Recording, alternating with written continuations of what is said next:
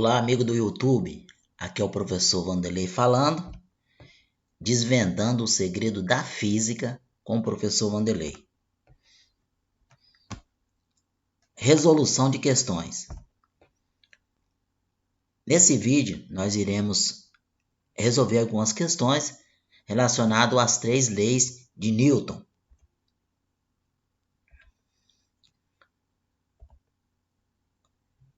Primeira questão. Associe a coluna 1, que é a afirmação, com a coluna 2, que é a lei da física. Aí nós temos na coluna 1 a afirmação. Quando um garoto joga um carrinho para que ele se desloque pelo chão, faz com que este adquira uma aceleração. 2. Uma pessoa tropeça e cai batendo no chão. A pessoa se machuca porque o chão bate na pessoa. 3. Um garoto está andando com um skate. Quando o skate bate numa pedra parada, o garoto é então lançado para a frente. Bom, observando essas afirmações, em quais leis de Newton elas vão se encaixar? Se a gente analisar, na primeira questão, ele falou sobre adquira uma aceleração. E a questão ligada à aceleração é a segunda lei de Newton. Eu tenho aqui, força é igual a massa vezes aceleração. Então, nesse caso, a afirmação 1 estaria na segunda lei de Newton. Já a 2, observamos aqui, quando tropeça e cai batendo no chão, a pessoa se machuca porque o chão bate na pessoa. Se a pessoa bate no chão e o chão dá uma resposta batendo na pessoa, isto é a lei da ação e reação. Então, no caso, essa número 2 estaria na primeira, né? E sobrando agora, né? Um garoto está andando com um skate. Quando o skate bate numa pedra parada, o garoto é então lançado para a frente. Nesse caso, é a lei da inércia, né? Porque o corpo em repouso ou em movimento, ele permanece como está, né? Então, qual seria a sequência, né? Aqui, observamos aqui, 2, 3 e 1. Onde que dá 2, 3 e 1, né? Gabarito D.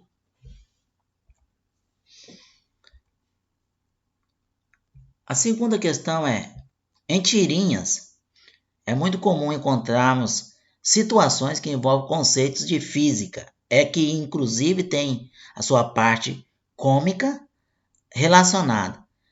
De alguma forma, com a física, considera a tirinha envolvendo a turma da Mônica, mostrada a seguir, supondo que o sistema se encontra em equilíbrio. É correto afirmar que, de acordo com a lei da ação e reação, que é a terceira lei de Newton, né? O que nós podemos afirmar nessa situação? Então, nós temos situações aqui, né? Onde a Mônica, né, está caindo de um penhasco e o Cebolinha está aqui puxando a corda, né? Para tirar a Mônica do penhasco. E tem 3, né? Da turma da Mônica aqui, né, puxando do lado contrário do Cebolinha. E aí, o que a gente pode observar? A força que a Mônica está fazendo aqui, né? Segurando a corda. Exerce sobre a corda. E a força que os meninos exercem sobre a corda formam um par de ação e reação. A força que a Mônica exerce sobre o chão e a força que a corda faz sobre a Mônica formam um par de ação e reação.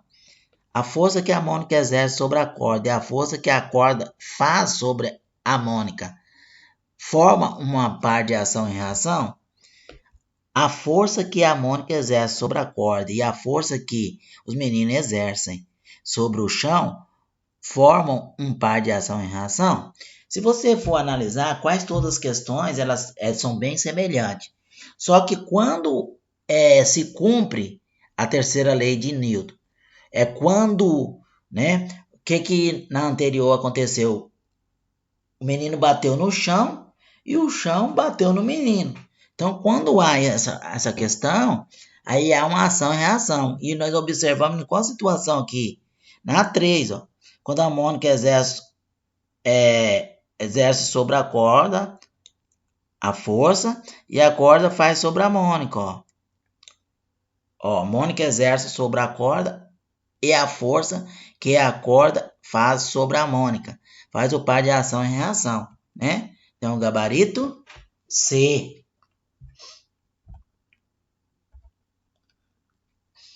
Na Amazônia, devido ao seu enorme potencial hídrico, o transporte de grandes cargas é realizado por balsas, que são empurradas por rebocadores potentes.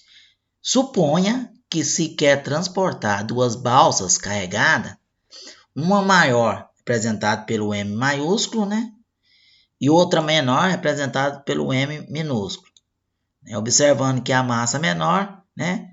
Aí, com esse símbolo aqui de menor, que é o M maiúsculo, que deve ser empurrada junto por um mesmo rebocador.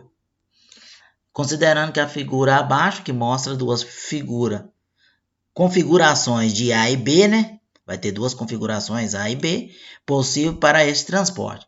Na configuração A, o rebocador exerce sobre a balsa uma força de intensidade FA, força maior, e a intensidade de força exercício mutualmente entre a balsa é F minúsculo, né? Que é a força resultante.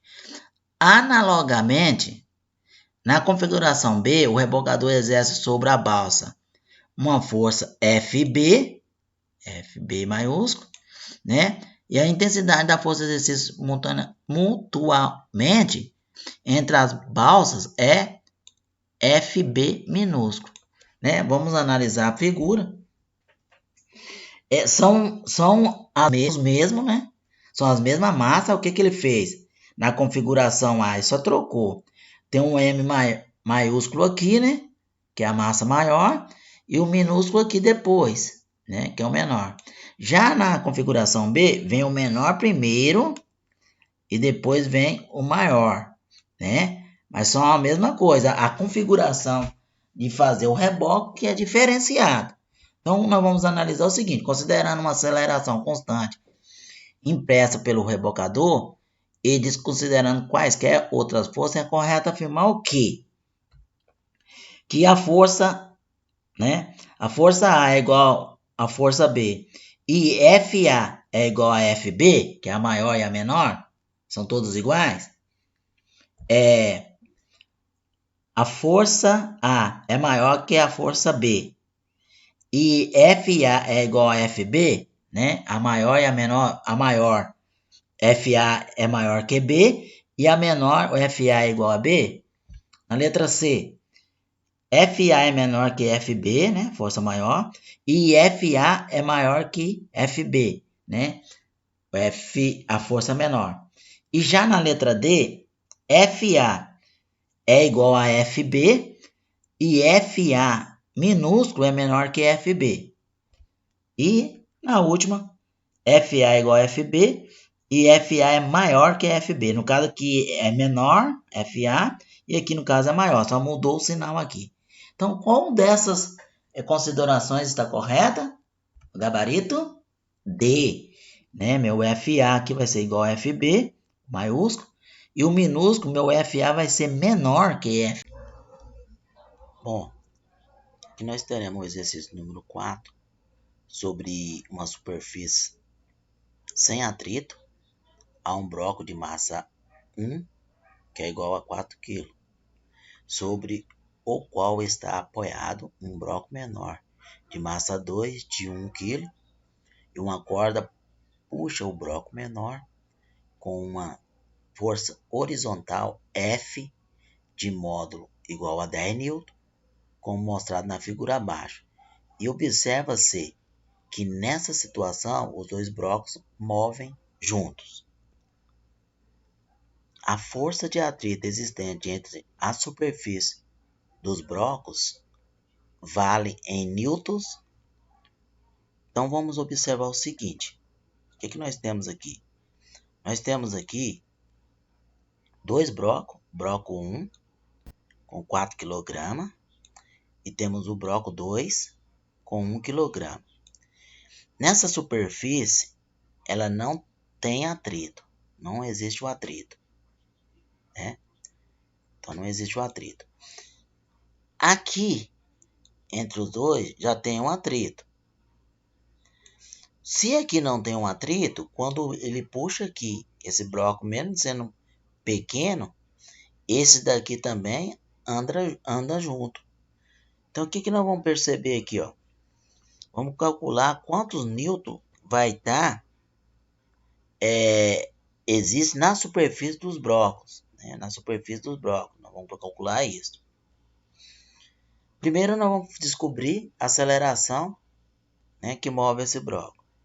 Aí, nós utilizando a segunda lei de Newton. Força resultante é igual a massa vezes aceleração. Força resultante é igual. Aí eu pego a massa M1 e M2, que eu tenho que somar as duas, vezes a aceleração. Aí eu tenho aqui a força módulo é 10. Então, no lugar da força resultante, eu coloco 10. A massa, eu somo 4 com mais 1, que dá 5. Vezes a aceleração que eu estou procurando. A aceleração é igual. O 5 está multiplicando, vai passar dividindo. 10 dividido por 5. 10 dividido por 5 vai dar 2. Então, nós temos aqui uma aceleração de 2 metros por segundo. Né? O que vai acontecer agora? Vai acontecer que a força de atrito vai acelerar o bloco de baixo. Né? Porque ele não tem atrito. Então, essa força de atrito que tem aqui, quando puxar o de cima, vai acelerar o de baixo. Então, o que eu vou fazer? Eu vou pegar força é igual a massa vezes aceleração. Força é igual a massa, que é 4, né? 4 kg, vezes a aceleração que eu descobri. Então, vai dar 8 N. Então, gabarito E. Analisando a lei de Newton, pode-se concluir corretamente que o movimento retilíneo e uniforme é consequência da aplicação de uma força constante sobre o corpo que se move. A lei da inércia prevê a existência de referenciais inerciais absolutos em repouso, como é o caso do centro da nossa galáxia. Para toda ação existe uma reação correspondente, sendo o exemplo dessa circunstância a força normal, que é a reação à força-peso sobre objetos apoiados em superfícies planas. Se um corpo é dotado de aceleração, está certamente consequência da ação de uma força ou de um conjunto de forças de resultante diferente de zero, agindo sobre o corpo. A força centrífuga é uma força que surge em decorrência da lei da inércia sobre corpos que obedecem a um movimento circular e que tem uma reação à força centrípeta. Então, quais dessa informação está correta? Nesse caso aqui, qual que é a mais coerente aqui? O gabarito, né? D. O que dá para observar aqui? Ó? Se um corpo é dotado de aceleração, certamente é consequência da ação de uma força ou conjunto de força de resultante diferente de zero, agindo sobre o corpo. Então, nós temos aqui o gabarito D. Inscreva-se no canal quem ainda não é inscrito. A busca do conhecimento é a certeza de um futuro com sucesso. Um abraço e até o próximo vídeo. Tchau, tchau.